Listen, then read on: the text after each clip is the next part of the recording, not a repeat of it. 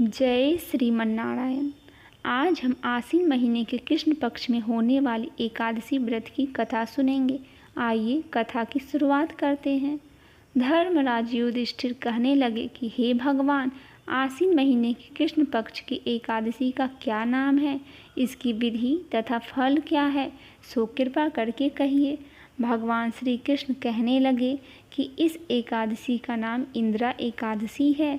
यह एकादशी पापों को नष्ट करने वाली तथा पितरों को अधोगति से मुक्ति देने वाली होती है। हे राजन, ध्यानपूर्वक इसकी कथा सुनो।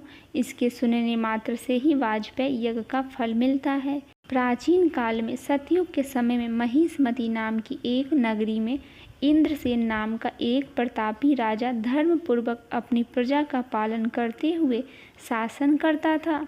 वह राजा पुत्र, पौत्र और धन आदि से संपन्न और विष्णु का परम भक्त था। एक दिन जब राजा सुखपूर्वक अपनी सभा में बैठा था तो आकाश मार्ग से महर्षि नारद उतरकर उनकी सभा में आए। राजा उन्हें देखते ही हाथ जोड़कर खड़े हो गए और विधि पूर्वक आसन व अर्घ दिया। सुख से बैठकर मुनि ने राजा से पूछा कि हे राजन, आपके सातों अंग कुशल पूर्वक तो है, तुम्हारी बुद्धि धर्म में और तुम्हारा मन विष्णु भक्ति में तो रहता है। देवर्षि नारद की ऐसी बातें सुनकर राजा ने कहा, हे महर्षि, आपकी कृपा से मेरे राज्य में सब कुशल है तथा मेरे यहाँ यज्ञ कर्मादि सुकृत हो रहे हैं। आप कृपा करके अपने आगमन का कारण कहिए। तब ऋषि कहने लगे कि हे राजन, आप आश्चर्य देने वाला मेरे वचनों को सुनो। मैं एक समय ब्रह्मलोक से यमलोक को गया। वहाँ श्रद्धापूर्वक यमराज से पूजित होकर मैंने धर्मशील और सत्यवान धर्मराज की प्रशंसा की। उसी यमराज की सभा में महान ज्ञानी और धर्मात्मा तुम्हारे पिता को एकादशी का व्रत भंग होने के कारण देखा। उन्होंने संदेश दिया है, सो मैं तुम्हें कहता हूँ।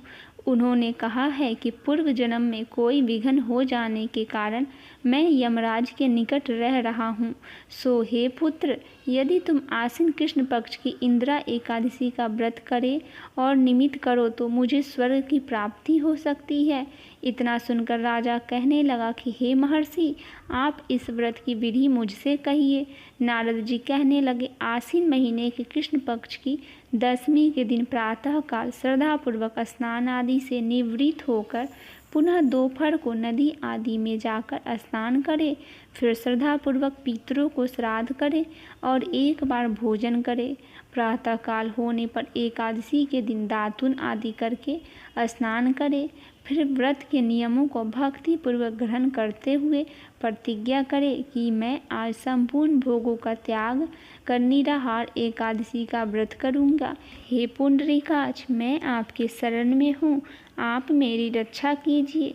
इस प्रकार नियम पूर्वक शालिग्राम की मूर्ति के आगे विधि पूर्वक श्राद्ध करके योग्य ब्राह्मणों को फलाहार का भोजन कराए और दक्षिणा दे। पितरों के श्राद्ध से जो बच जाए उसको सूंघकर गौ को दे तथा धूप दीप गंध पुष्प नैवेद्य आदि सब सामग्री से ऋषिकेश भगवान का पूजन करे।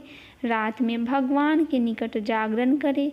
इसके पश्चात द्वादशी के दिन प्रातः काल होने पर भगवान का पूजन करके ब्राह्मणों को भोजन कराए। भाई बंधुओं, स्त्री और पुत्र सहित आप भी मौन होकर भोजन करें। नारद जी कहने लगे कि हे राजन, इस विधि से यदि तुम आलस रहित होकर इस एकादशी का व्रत करोगे तो तुम्हारे पिताजी को अवश्य ही स्वर्ग लोक की प्राप्ति हो जाएगी।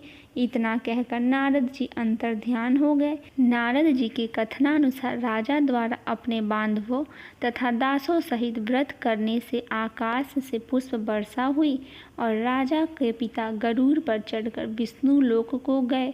राजा इंद्रसेन भी एकादशी के व्रत के प्रभाव से निष्कंटक राज्य करके अंत में अपने पुत्रों को सिंहासन पर बैठाकर स्वर्ग लोक को गया। हे युधिष्ठिर, यह इंद्रा एकादशी का व्रत का महात्म्य मैंने तुमसे कहा। इसके पढ़ने और सुनने से मनुष्य सब पापों से छूट जाते हैं और सब प्रकार के भोगों को भोगकर वैकुंठ को प्राप्त होते हैं। अतः जो भी व्यक्ति आश्विन महीने के कृष्ण पक्ष में होने वाली इस इंदिरा एकादशी का व्रत पूरे नियम पूर्वक करते हैं, उनके ऊपर भगवान विष्णु और माता लक्ष्मी सदैव अपनी कृपा दृष्टि बनाए रखते हैं। बोलिए भगवान विष्णु की जय, माता लक्ष्मी की जय।